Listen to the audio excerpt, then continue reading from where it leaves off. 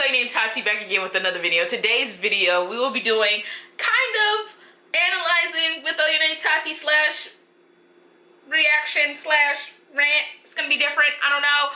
I saw this video of Danielle, well, it's an old video of Danielle Pennebaker talking about season 3. And I was just like, you know, not a little confused. I just wanted to talk about it a little bit. Alright, so let's press play. Brief appearance in season 2, and then she showed up at the end of season 3. And how much were you dying in between going, oh, why can't we be here again? Last year in particular was really hard, because at the top of season 3, they promised me that all this great stuff for season 3 for... Pause.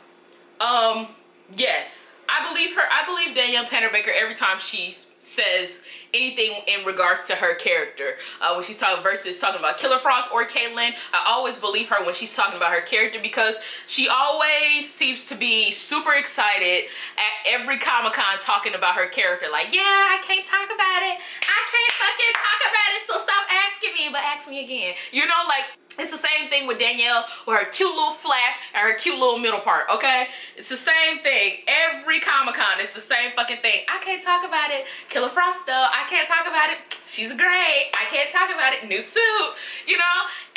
And mind you, I was a big fan of Killer Frost. Never a fan of Caitlyn. Always thought she was boring and bland. But that's how they wrote her. You know, I used to be a big fan of Killer Frost. I really did. And I used to always feel bad for Danielle because she would always talk a big game at Comic-Con just for her character to not do shit, okay?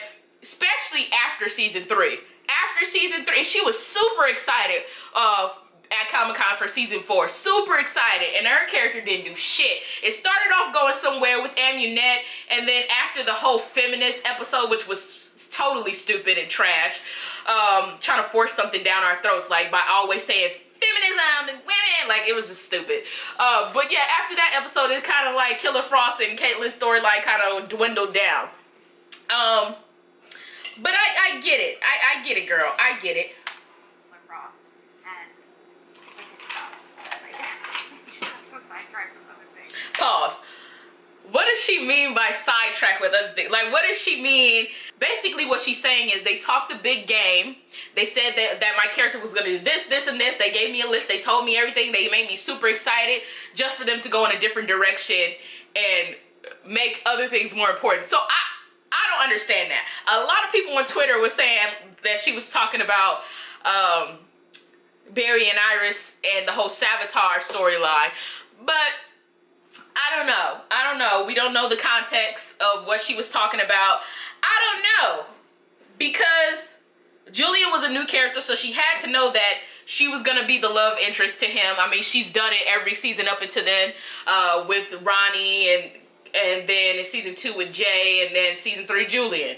I don't know what she could possibly be talking about because I felt like Caitlyn had something in every episode. Something. From episode 1 on down to episode 23, Caitlyn was doing something. While she's talking about Killer Frost, and yes, Killer Frost was not mentioned in every episode. She was not, but I felt like the arc that she got in episode 7 was good enough for her.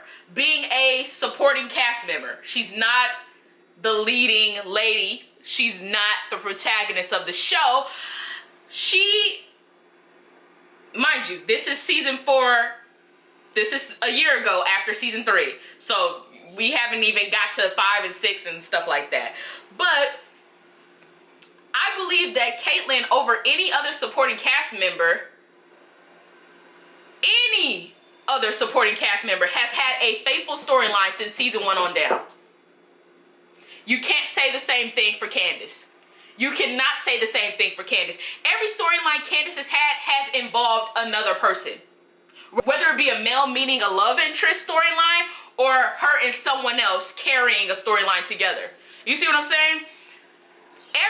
Candace, this is the first time in season 6 that Candace has had her own storyline. You can't say the same thing about Danielle.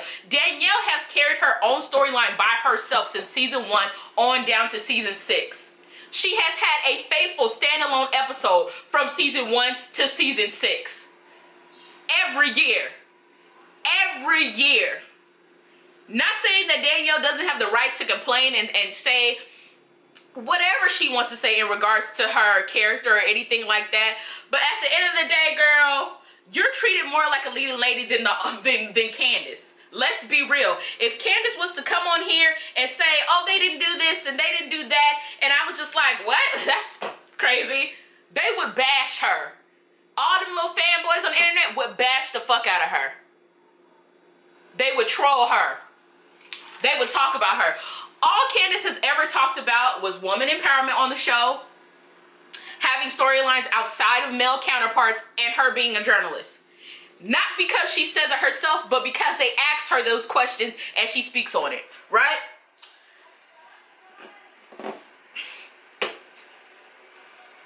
It wasn't until like they sort of talked about it in the beginning, like episode 7's fantastic for Killer Frost. Right. And then I think about 12 episodes again before she's even referenced.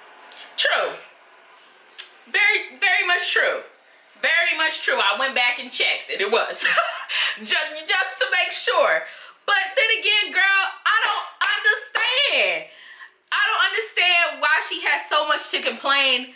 Not necessarily complain, but I kind of don't understand her point. Like, she act like she didn't get she act like she just got one episode. While yes, she is talking about Killer Frost and not Caitlyn. And then Caitlyn's storyline did develop in season 3 in each episode. Especially episode 5 when she met with her whack ass mama. And then episode 7 when she turned into Killer Frost. And then when Caitlyn died I was about to say died on the breakfast table. When Caitlyn died in the med bay on the bed, and she woke up as Killer Frost and sexually assaulted Julian and kissed him in the mouth without his consent. I get it, girl. I get it. Say whatever you want. I get it. But at the end of the day, let's not act like Killer Frost wasn't up there. Let's not act like Killer Frost didn't get new shit. Like that bitch ain't get no new kinky boots. Like that bitch ain't get a new matching skirt and new corset. Like that bitch didn't have an upgraded wig that has been upgraded in every season. Now she got a bomb ass front lace wig in season 6.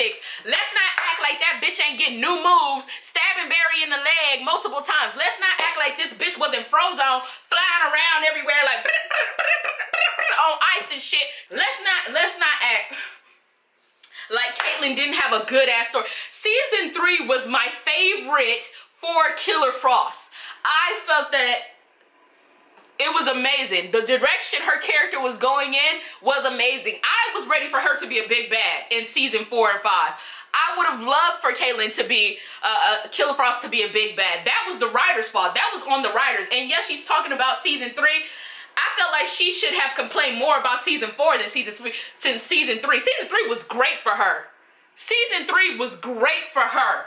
She did things by herself. She had a storyline by herself. She carried her storyline by herself. Unlike Iris, the only other main character female on the show, who was the damsel in distress the whole season. Yes, Iris went off the rip and was like, I can do this. I'm about to die in May anyway. Come and check me out, Wally. Let's go. Let's go find some arms dealer in episode 11. But like, after that, it was like nothing. All I'm saying, girl, is I feel like Killer Frost was the best in season 3. She was great in season 2, but season 3 was like, we really got into her. She was really that bitch. And that's when I was like, okay, we love Killer Frost. You should really be complaining about season 4 because they fucked you up right there. Just saying.